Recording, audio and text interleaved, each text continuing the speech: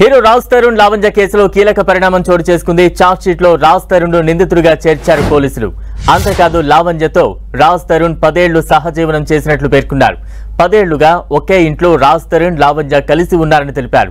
రాజ్ తరుణ్ పై లావంజ చెప్పిన విషయాల్లో వాస్తవాలు ఉన్నాయని చెప్పారు. లావంజ ఇంటి నుంచి సేకరించిన ఆధారాలు, సాక్ష్యాలు దీనికి బలాన్ని చేకూరుస్తున్నాయని తెలిపారు పోలీసులు. అయితే ప్రస్తుతం కేసులో రాజ్ తరుణ్ ముందస్తు బెయిల్ మీద ఉన్నాడు.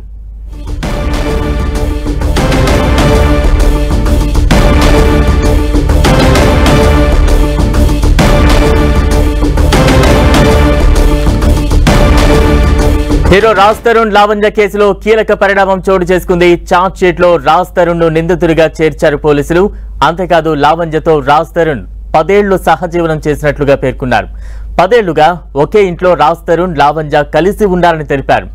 రాజ్ తరుణ్ పై లావంజ చెప్పిన విషయాల్లో వాస్తవాలు ఉన్నాయని చెప్పారు. లావంజ ఇంటి నుంచి సేకరించిన ఆధారాలు, సాక్ష్యాలు దీనికి బలాన్ని చేకూరుస్తున్నాయని తెలిపారు పోలీసులు. అయితే ప్రస్తుతం కేసులో రాజ్ తరుణ్ ముందస్తు బెయిల్ మీద ఉన్నాడు.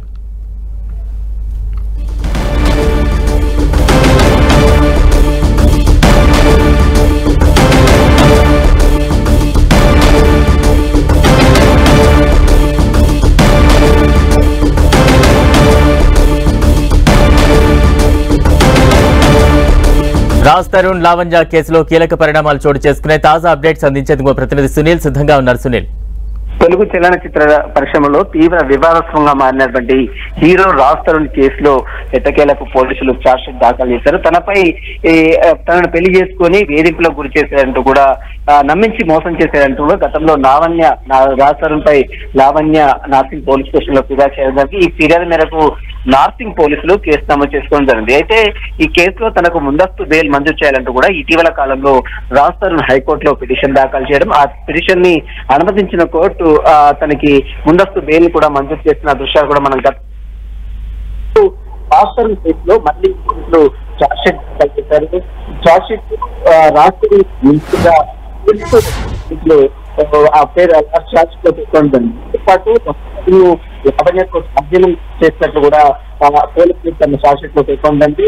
లావణ్య చేసే దాంట్లో వాస్తవాలు ఉన్నాయంటూ కూడా, అంటే కొన్ని ఎవిడెన్స్ కూడా ఉన్నాయంటూ కూడా పోలీసులు ఆ ఛార్జ్షీట్ లో పొందుపరచండి. లావణ్య యొక్క దృశ్యాలను గతంలో పోలీసులు సేకరించారు. వారి కలిసి ఒక అపార్ట్మెంట్ ఉన్నటువంటి దృశ్యాలు కూడా సంబంధించిన ఎవిడెన్స్ కూడా పోలీసులు కలెక్ట్ చేశారు. వీటన్నిటి అంశాలకు సంబంధించిన అన్ని విషయాలపై కూడా పోలీసులు ఛార్జ్షీట్ లో పొందుపరచడం జరిగింది.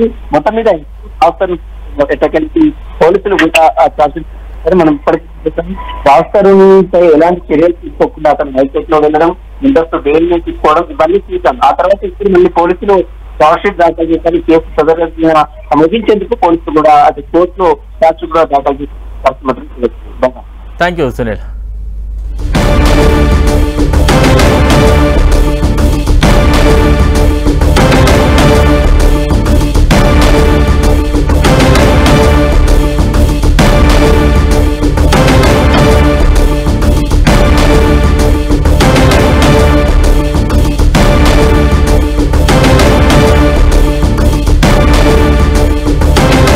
లావంజ ఇంటి నుంచి పలు సాక్ష్యాలను సేకరించారు.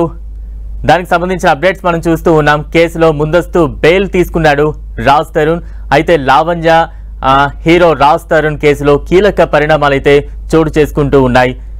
చార్జ్ షీట్ లో రాజ్ తరుణ్ పోలీసులు నిందితుడిగా చేర్చారు. దీనికి సంబంధించిన బిగ్ బ్రేక్ న్యూస్ చూస్తూ ఉన్నాం. లావంజతో రాజ్ తరుణ్ 10 ఏళ్లు సహజీవనం చేసినట్లుగా కూడా పోలీసులు పేర్కొన్నారు. 10 ఏళ్ల పాటు లావంజ, రాజ్ తరుణ్ ఒకే ఇంట్లో ఉన్నారంటూ కూడా పోలీసులు చెప్తూ ఉన్నారు. లావంజ ఇంటి నుంచి సేకరించిన సాక్ష్యాలు మరింత బలాన్ని చేకూరుస్తూ ఉన్నాయి.